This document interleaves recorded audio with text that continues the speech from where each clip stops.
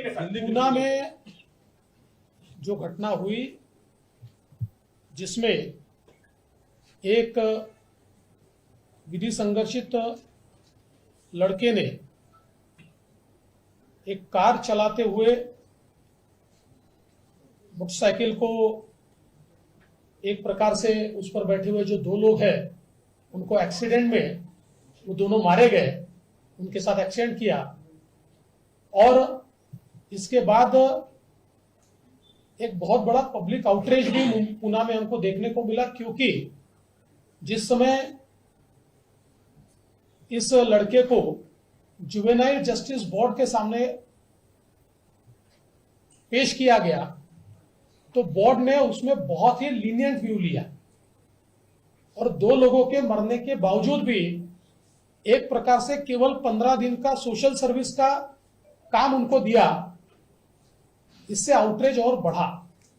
मूल रूप से अगर हम इसको देखें तो पुलिस ने जो एप्लीकेशन मूव की है उस एप्लीकेशन में बहुत साफ शब्दों में कहा है कि ये लड़का 17 साल 8 महीने का है, ये जो क्राइम है ये हीनियस क्राइम है और निर्भया कांड के बाद जुवेनाइल जस्टिस एक्ट में जो चेंजेस आए हैं उसमें 16 साल से ऊपर अगर विधि संघर्षित बालक है लेकिन क्राइम हीनियस है तो उसको एडल्ट करके ट्रीट किया जा सकता है और उसको एडल्ट ट्रीट करना चाहिए। इस प्रकार की एप्लीकेशन मूव की थी। उस एप्लीकेशन को सीन एंड फाइल ऐसा जुवेनाइल जस्टिस बोर्ड ने किया और जो रिमांड की एप्लीकेशन दी थी उस एप्लीकेशन पे ये एक बहुत ही आश्चर्यजनक इस प्रकार का आदेश पारित किया कि मात्र 15 दिनों के लिए वो सोशल सर्विस करे, वो ऐसे लिखे, वो डी एडिक्शन करे। इसके बाद पुलिस ऊपर के कोर्ट में गई थी। ऊपर के कोर्ट ने इसका सीरियस कॉग्निजेंस लिया और ऊपर के कोर्ट ने कहा कि जुवेनाइल जस्टिस एक्ट में इसको रिव्यू करने का अधिकार उनको है, आप रिवीजन एप्लीकेशन वहां फाइल कीजिए और अगर आपको न्याय नहीं मिलता तो आप वापस हमारे पास आइए। उस प्रकार से रिवीजन एप्लीकेशन पुलिस ने फाइल की है, उस पर सुनवाई चल रही है। शायद आज या कल में उस पर सुनवाई पूरी होगी, लेकिन वहां पर अगर न्याय नहीं मिला तो पुलिस जितना ऊपर जाना पड़े, पर इस मामले में निश्चित रूप से जब तक न्याय नहीं मिलता तब तक पुलिस कोर्ट के सारे दरवाजे या सारे रास्ते टटोलते रहेगी।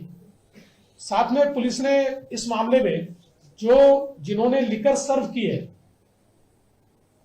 जो रेस्टोरेंट के लोग हैं, मालिक है, उन लोगों के ऊपर भी कार्रवाई की है। पहली बार इस प्रकार की कार्रवाई हुई है।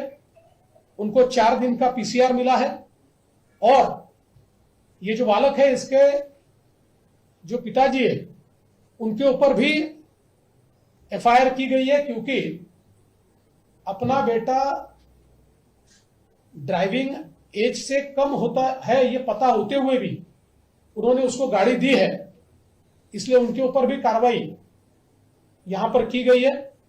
इसके साथ साथ लॉन्ग टर्म में ऐसी चीजें न हो इस दृष्टि से रेसिडेंशियल एरियाज में जो पब्स है इसको रेगुलेट करना, इसको रिकंसिडर करना, इस बारे में भी कोई पॉलिसी तैयार करने का विचार चल रहा है।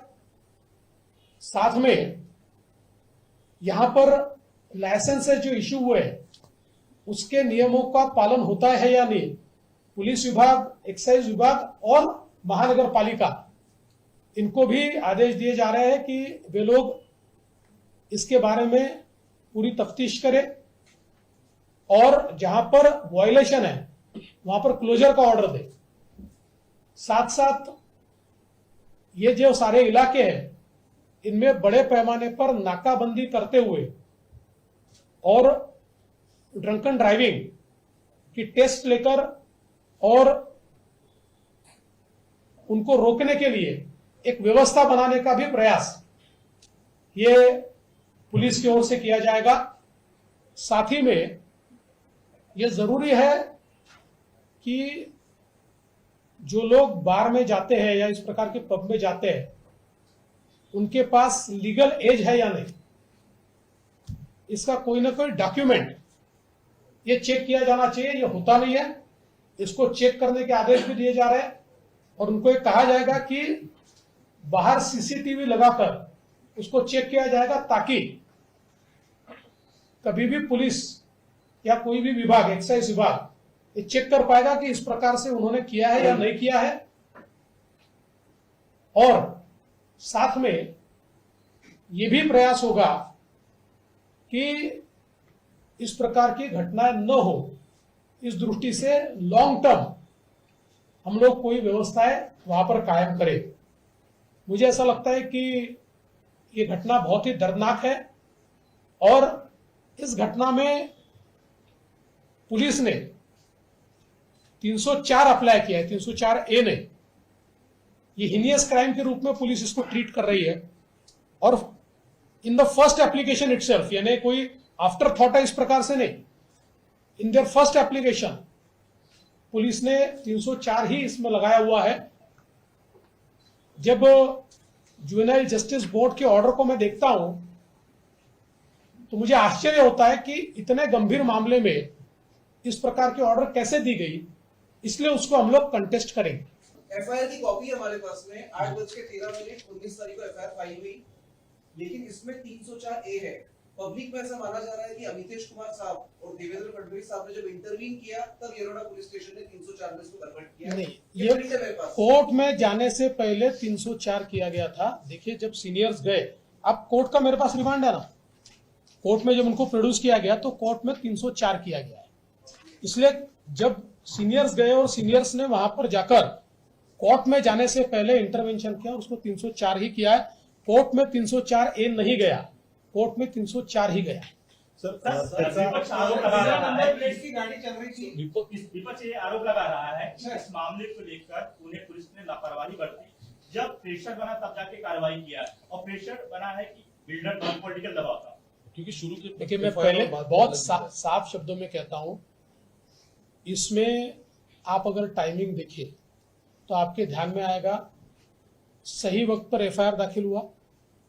एफआईआर दाखिल होने के बाद जब सीनियर्स ने इंटरवेंशन किया और सीनियर्स ने कहा कि 304A, ये तो एक प्रकार से उनको नेग्लिजेंस का फायदा मिलेगा, इसमें तो क्लियर कट ये दिख रहा है क्या घटनाएं हुई है। इसलिए जब उनको कोर्ट में प्रोड्यूस किया गया उस समय 304 ही लगाया गया। कोई नेग्लिजेंस इसमें नहीं है, कोई दबाव नहीं है। और मैंने तो इतना ही नहीं, सीपी साहब को ये कहा है, एक एसीपी को हमने पूरा जितना समय वो पुलिस स्टेशन में वो लोग थे उस पूरे समय का सीसीटीवी फुटेज देखने को कहा है। इसमें अगर कोई दबाव डाल रहा है, उनको कोई अलग से मदद की गई है, ऐसी कोई भी चीज होगी तो उसके ऊपर कार्रवाई की जाएगी।